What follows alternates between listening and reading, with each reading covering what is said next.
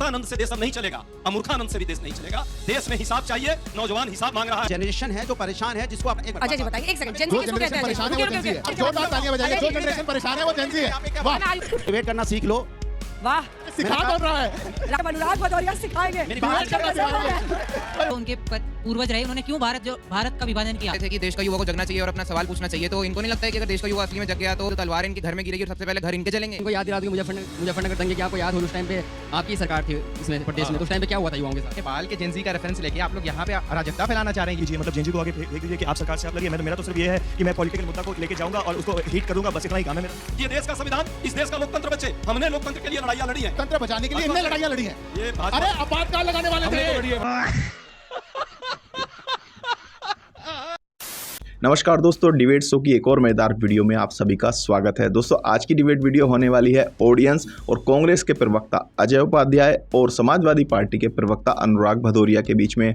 दोस्तों, राहुल गांधी जी ने social media handle x पे एक पोस्ट किया, उसमें लिखा, देश का स्टूडेंट, देश का जेन ज़ी ही इस देश के लोकतंत्र, संविधान और वोट चोरी को बचाएगा। अब दोस्तों, इसी को लेकर चल रही डिबेट में कांग्रेस और समाजवादी पार्टी के प्रवक्ता जेन ज़ी को जगाने की कोशिश कर रहे थे, कह रहे थे कि तुम जाग जाओ, तुम जेन ज़ी हो। लेकिन दोस्तों, डिबेट में उस जेन ज़ी ने ही इन दोनों को रेल दिया, और दोस्तों रेला भी ऐसा है कि देख के आनंद ही आ जाएगा। दोस्तों, वीडियो बहुत मजेदार होने वाली है, आप सुनो अंत तक जरूर देखना। अगर आप चैनल पर पहली बार आए हैं, चैनल को अभी तक सब्सक्राइब नहीं किया है तो चैनल को सब्सक्राइब जरूर कर लेना। चलिए दोस्तों, मेन वीडियो स्टार्ट करते हैं। ये टीवी वाले भाई पिक्चर चालू करो बे। सवाल यह है कि बीजेपी ये कह रही है कि अगर ऐसा होता है और जेन ज़ी एक्टिव होती है, वहां पर नेपाल में हैशटैग नेपो किड्स, यानी जो ऐशो आराम नेताओं के, मंत्रियों के बच्चों को मिल रहा था, उसके खिलाफ जनता सड़कों पर उतरी थी, भ्रष्टाचार के मुद्दे पर सड़कों पर उतरी थी। वो कह रहे हैं कि आप ही के घरों पर पहुंच जाएंगे वो आग लगाने। देश का युवा 26% युवा जो है इस जनसंख्या का है, जो 13 वर्ष से 28 वर्ष की अवस्था में है। 25% आपकी जो है भागीदारी इस देश की इकोनॉमी में है। क्या आपको रोजी रोजगार के साथ जिस तरह आप लोग सामाजिक समरसता की बात करते हैं, जिस तरह धर्म को पीछे छोड़ करके आप विकास को आगे लाना चाहते हैं, रूढ़ियों को आप तोड़ करके समाज को अच्छा बनाना चाहते हैं, इसमें किसी को यदि आपत्ति हो रही है कि ये जनरेशन जो जेन ज़ी जनरेशन है, इसके ये अभी अधिकार न मांगे, ये सवाल न पूछे, ये जवाब न मांगे, ये अपने नेता से जवाबदेही उसकी तय न करे, ये सवाल करने वालों पर प्रश्न आप कर रहे हैं, मुझे लगता है ये ज्यादा दुर्भाग्यपूर्ण है। कोई सेंस है इस बात की?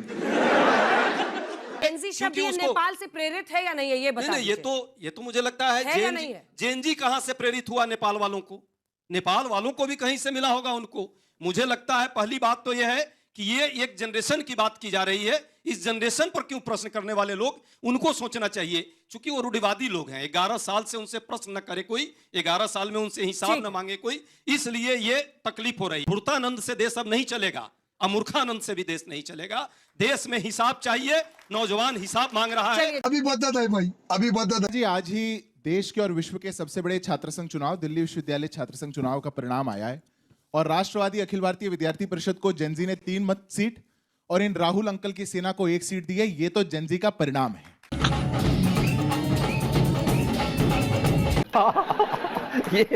बार बार जेन ज़ी ये परिणाम देने लग रहा है, इनको समझ नहीं आता, वो दूसरी बात। अब राहुल जी क्या कहेंगे? राहुल जी कह रहे लोकतंत्र को बचाना मेरा काम नहीं है। पत्रकार ने पूछा प्रश्न, तो उत्तर में बोले लोकतंत्र को बचाना मेरा काम नहीं है, मेरा काम तो भाजपा का विरोध करना है। जेन ज़ी जाए लोकतंत्र बचाए, जेन ज़ी जाए काम करे, जेन ज़ी जाए मेहनत करे। राहुल जी क्या करेंगे? अरे जो जेन ज़ी को नहीं पसंद वही राहुल गांधी में है। जेन ज़ी को नहीं पसंद परिवारवाद, और राहुल गांधी परिवारवाद की सबसे बड़ी मूर्ति है इस देश के अंदर। जेन ज़ी को नहीं पसंद भ्रष्टाचार, और कांग्रेस पार्टी भ्रष्टाचार की सबसे बड़ी मूर्ति है इस देश के अंदर। जेन ज़ी को पसंद है मेहनतकश, बिजनेस करना, और देश के सभी बिजनेस करने वाले लोगों के, देश की इकोनॉमी के साथ खड़े होने वाले लोगों के खिलाफ खड़े होते हैं राहुल गांधी। जेन ज़ी इनका साथ देगा? जेन ज़ी बिल्कुल इनका साथ नहीं देगा, पर इनकी मंशा दूसरी है। इनकी कहानी है कैसे देश में अराजकता फैलाई जाए, कैसे एक राहुल गांधी जिसको बार बार लॉन्च की कोशिश करी गई पर वो फेल हो जाता है, वो कैसे किसका नाम ले, अपनी हार का ठीकरा किसी और के सर फोड़े। केवल इतनी ही बात है। अगर नहीं ये बात होती तो आप बार बार देश के अंदर बेबुनियाद आरोप लगा करके अपनी विफलताओं का ठीकरा, अपनी हार का ठीकरा दूसरों के सर नहीं फोड़ते। देश का एनजी, और मैं तो सबसे युवा हूं इस पैनल पर, देश का जेनजी मेहनत करना जानता है।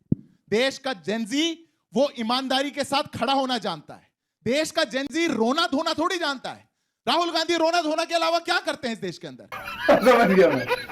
बात करें युवाओं की, क्या वो 26 महीने बहनें हमारी विधवा युवा नहीं थी? वो 25 साल 26 साल 27 साल की थी वो। जेंजी किसको कहते एक मिनट हैं? मेरी बात हो जानी थी पूरे। जेंजी किसको कहते हैं? आप युवाओं की बात कर रहे हैं ना? जेंजी। हाँ, तो युवाओं की है ना? नहीं, नहीं, इसको संबंधित समझिए किससे? तो। जो वो लोग जेंजी किसको कहते वो हैं? लोग जो युवा हैं, परेशान हैं। सुनिए मेरी बात होने दीजिए। आप उसको तोड़ेंगे मुड़ेंगे मैं जानता हूं। आप नेपाल से हर चीज को जोड़ पूछ रहे रही हैं। हूँ।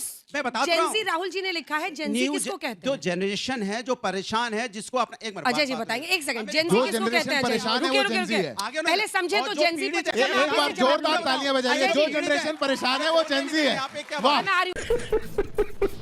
मैंने कहा 1997 से या 96 से जिनका जन्म हुआ, 2010-12 नहीं, नहीं, 97 to अरे 2012। ठीक है, 12 मैंने बोला, तो अब आप उसमें एकदम ही उस पे आ गए क्या? मैंने बोला 2012, तो मुझे उसमें पता जिनकी था। पैदाइश हुई, मतलब युवा हैं। युवा अपना अधिकार टीम भी ने मांग मदद रहा करी है है। साथ अगर में। युवा अपना अधिकार मांग रहा है तो उसमें दिक्कत क्या है? मुझे समझ में नहीं आता। भ्रष्टाचार की बात इन्होंने अभी छेड़ी, परिवारवाद की बात इन्होंने छेड़ी। युवा देख रहा है परिवारवाद और भ्रष्टाचार की बात जो भारतीय जनता पार्टी करती थी, वही भ्रष्टाचारी जिनको एनसीपी के नेता, जिनको एक देख रहा है, अखिलेश तो दिख रहा है। उसी नेता को डिफेंसियम बना दे- देश की बात कर रहे हैं तो दिक्कत हो रही है।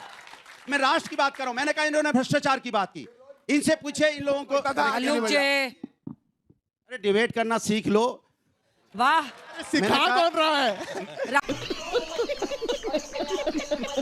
रामचंद्र कह गए, सियासी ऐसा एक दिन आएगा जब अनुराग भदौरिया सिखाएंगे। मेरी बात अरे वाह। बात सुनिए। लेकिन ये बहुत अच्छा बदलाव है। मेरी बात मैं इस बदलाव के लिए एक बार ताली बजवाना चाहती हूँ आपसे। सबसे ज्यादा बचता है। आप देखो इंडेक्स कहां पहुंच गया, हैप्पी इंडेक्स 147 से 118 पे हम। 147 में 118। बताइए ये देश की हालत है।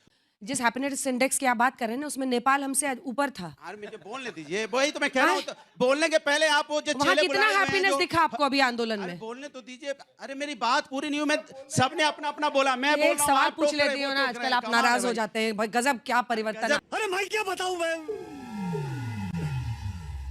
मैं क्या बताऊं? मैं आपसे ही पूछना चाहूंगा, अगर युवाओं के लिए नौकरी है, युवाओं के लिए फीस हाइक है, तो फिर क्यों राहुल गांधी जी भारत जोड़ो यात्रा कर रहे थे जब उन्होंने देश विभाजन किया? उनकी वंशवाद की नीति ने, जो उनके पूर्वज रहे, उन्होंने क्यों भारत का विभाजन किया? अब भारत के विभाजन की बात, भारत के विभाजन का सही से पढ़ने की जरूरत है। नौजवानों को आजकल व्हाट्सएप यूनिवर्सिटी पे बहुत सारे फॉरवर्डेड मैसेज है।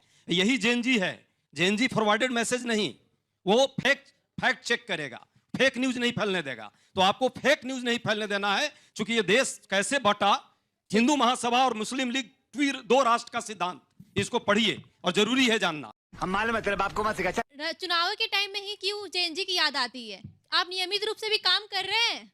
जेएनजी नेपाल में हुआ ना अभी। राहुल गांधी जी ने इतनी यात्राएं की, उसके बाद वो जमीन से कोई मुद्दा क्यों नहीं उठा के लेके आ पा रहे हैं? उनको हमेशा वोट चोरी, जेएनजी ऐसे मुद्दे क्यों बाहर से इंपोर्ट करने पड़ रहे हैं? देश की अच्छे के लिए। मैम, मेरा सवाल एक कांग्रेस के प्रवक्ता से है जो कह रहे थे कि देश का युवा को जगना चाहिए और अपना सवाल पूछना चाहिए। तो इनको नहीं लगता है कि अगर देश का युवा असली में जग गया तो जिस कांग्रेस पार्टी ने देश के योग्य युवाओं को जो डेवलपमेंट वो डिजर्व करते थे वो नहीं दी और परिवारवाद किया, तो सबसे पहले तो तलवार इनके घर में गिरेगी और सबसे पहले घर इनके जलेंगे?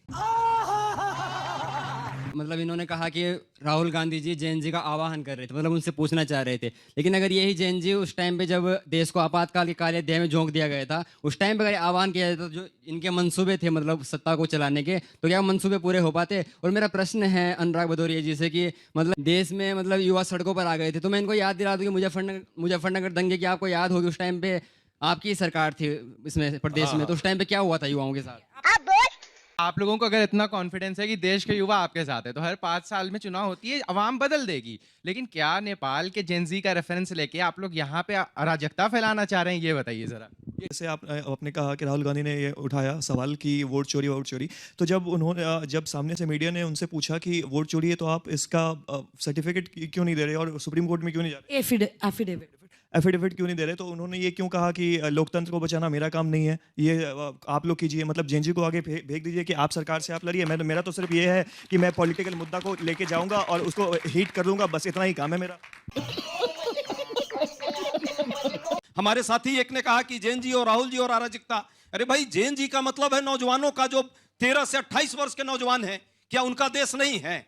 क्या उनकी ड्यूटी नहीं है? सवाल चाहते हैं कि आप कीजिए, लोकतांत्रिक तरीके से कीजिए, संविधान को दिल में लगा करके इस पवित्र संविधान को के दायरे में रख करके सवाल कीजिए। ये सवाल जायज है। आने वाला भविष्य और आने वाला ये देश आपका है। एक बार मैं आग्रह करूंगा राहुल जी पर राहुल जी के बारे में एक बार मैं आग्रह हमारे नेता के बारे में जितने साथी हमारे यहाँ बैठे, अरे भाई 2 सेकंड रुकिए, 2 सेकंड आपने जवाब, सिर्फ 2 सेकंड, प्रोफेसर साहब 2 सेकंड, क्लास सिर्फ नहीं 2 है। सेकंड। अरे भाई आपसे तो प्रश्न ही नहीं कोई पूछ रहा है।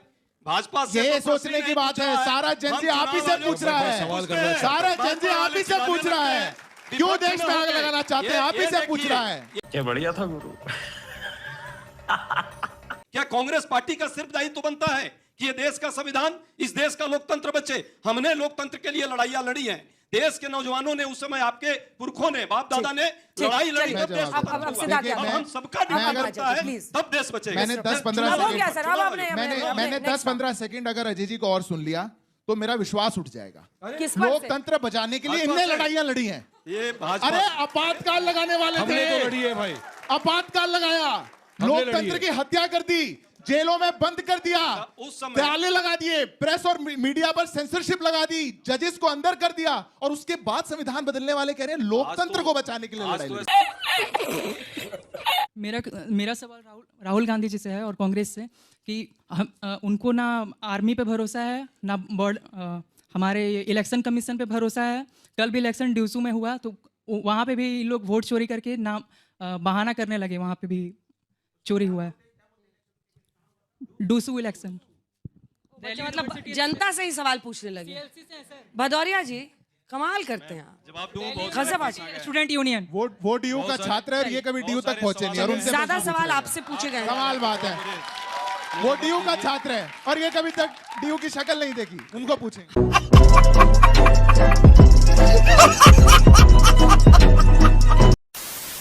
तो दोस्तों इस वीडियो में इतना ही। अगर आपने वीडियो अंत तक देखी है तो उम्मीद करता हूँ आपको वीडियो पसंद आई होगी। वीडियो के बारे में आपकी जो भी कोई राय है कमेंट्स करके जरूर बताएं। वीडियो को अंत तक देखने के लिए आप सभी का बहुत बहुत धन्यवाद। ऐसी ही मजेदार वीडियो देखने के लिए चैनल को सब्सक्राइब करना बिल्कुल ना भूलें। चलिए दोस्तों मिलते हैं जल्द अगली वीडियो में, तब तक के लिए जय हिंद, वंदे मातरम।